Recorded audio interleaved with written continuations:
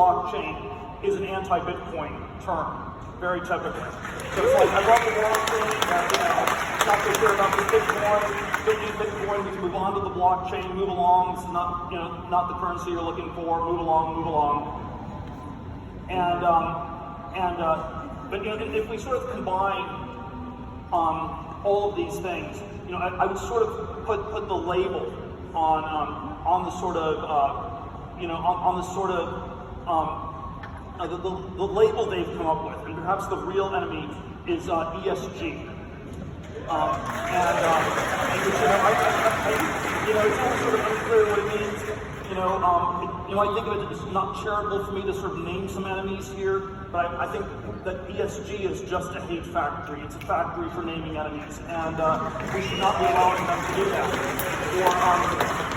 Or that, of course, we sort of always ask the question, what's the difference between ESG and CCP, the Chinese Communist Party? They're into social and governance. Environmental is sort of fake. It's probably also fake in a lot of these cases. But I always think when you think ESG, you should be thinking CCP.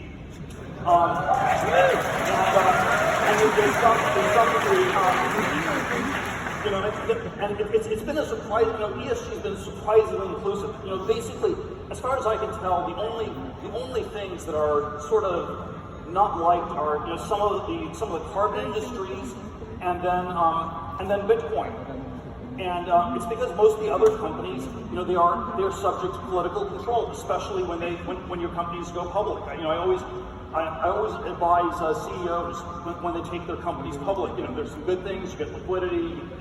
The early investors can cash out. You can get some credibility. But it's basically taking a company public.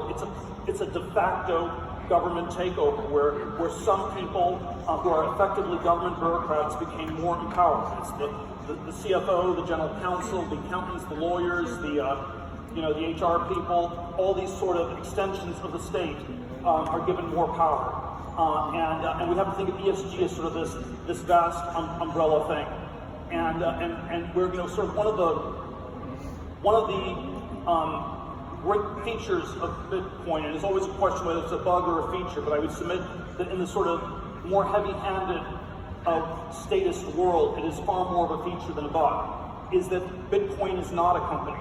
It does not have a board. We do not know who Satoshi is. And in some ways, all these things seemed extreme in the world of the 2010s where the inflation was low, the regulations were not the worst. And it seems extremely prescient for the world of the 2020s.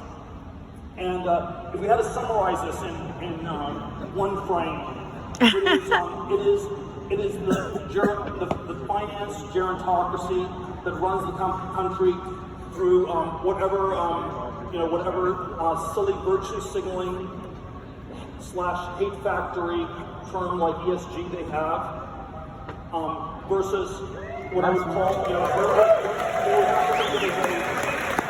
revolutionary movement. And we have to just go out from this conference and take over the world.